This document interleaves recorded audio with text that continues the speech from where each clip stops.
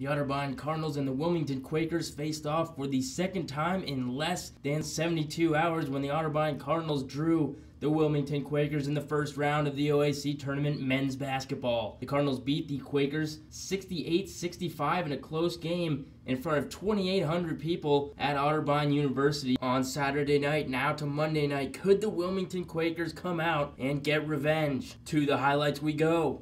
Wilmington's Antonio Bowman and Otterbein's Chris Davis both in the 1,000-point club. Someone's career would come to an end tonight. Legendary coach Dick Reynolds, would this be his final game on the sideline after 40 years? Let's go, baby. Let's go. Come on strong. First possession for the Cardinals. Chris Davis down low is going to put a nice spin move on Malcolm Hurd. Put it up and in. Chris Davis would score the first 6 points of the ball game. Cardinals lead 6-0. Now for Wilmington, get used to seeing this guy. Antonio Bowman hits a three, and the Quakers begin to get their fans into it. Next possession for Otterbein. The Davis-to-Davis connection is disrupted by Clark Ransom. He's going to finish on the fast break. Two more on the board for Wilmington. Again, it's Jason Davis, but this time he sends a perfect bounce pass down to Zach Baconhaster, who puts it off the glass for two. Wilmington down the court. Malcolm Hurd is going to step up and knock down a three. Part of a 21-6 run for the Quakers. Wilmington again, this time Antonio Bowman pulls up from mid-range and knocks it down. Cardinals trail by 15 as they head into halftime.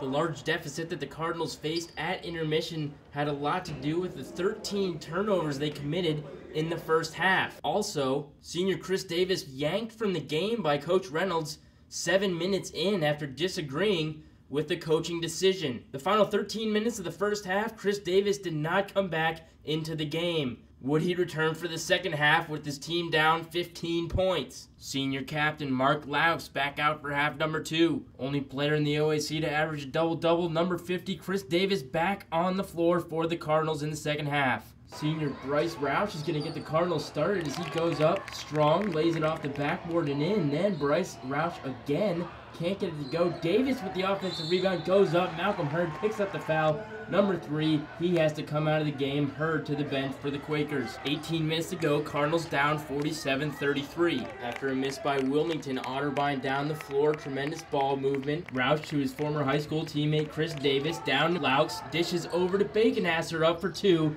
And that would start a roll for Mr. Zach Baconhaster. Freshman playmaker Ronnie Ewing back to number 52. And Baconhaster again puts another bucket in for the Cardinals. They trail by 10. Malcolm Hurd with 3 fouls back into the game for Wilmington. Next possession for the Cardinals. Ewing over to Roush in the far corner. Down low to Baconhaster, and he goes up again with the left hand. 2 more points on the board for Otterbein. They trail by 8. Quaker coach K.C. Hunt upset that his team has let Otterbein reduce the lead down to single digits. Here's what he had to say in the timeout. It's got to be more aggressive. Too many silly fouls. We're in the bonus already.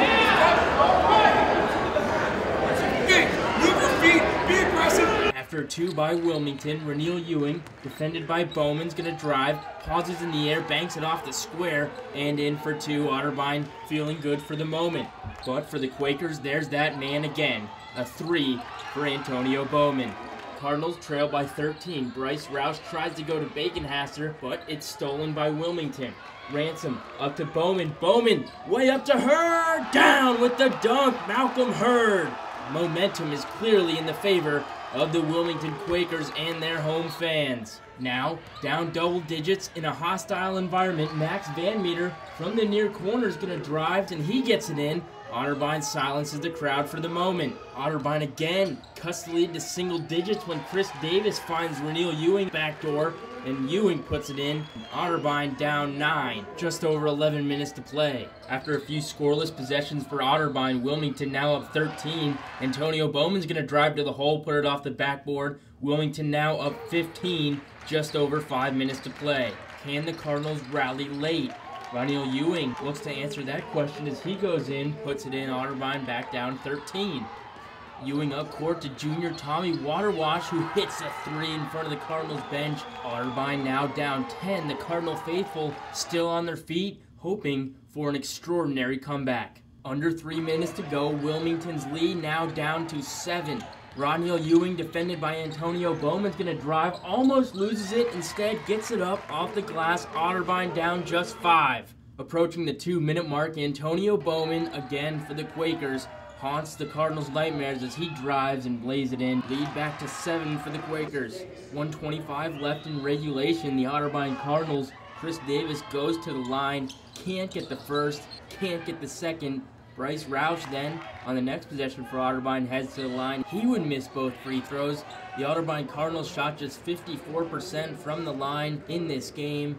Wilmington Quakers go on to win 76-65. Dick Reynolds finishes his career with 653 wins and 426 losses. I talked to Coach after his 1,079th game on the Otterbein sideline. All right, tough game today, Coach.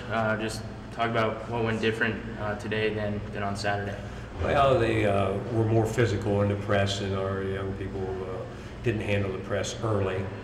Then we kind of came apart at the seams and gave them a bit of a lead. And once we regathered ourselves the second half, I thought we did our roles much better. Some of the guys stepped up at different times, and that helped us cut the lead down. But had we taken off the game that way, I think we would have been much more in the contest at the end. What was your final message to the team? Haven't had it yet, and when we get back, we'll talk a little about it. Once again, it's about these young people. Yes, it's been my career, but it's about the young people and what they learned. And my only hope is that they learn something really important. All right, Coach. Congrats on a tremendous career. Thank you very much.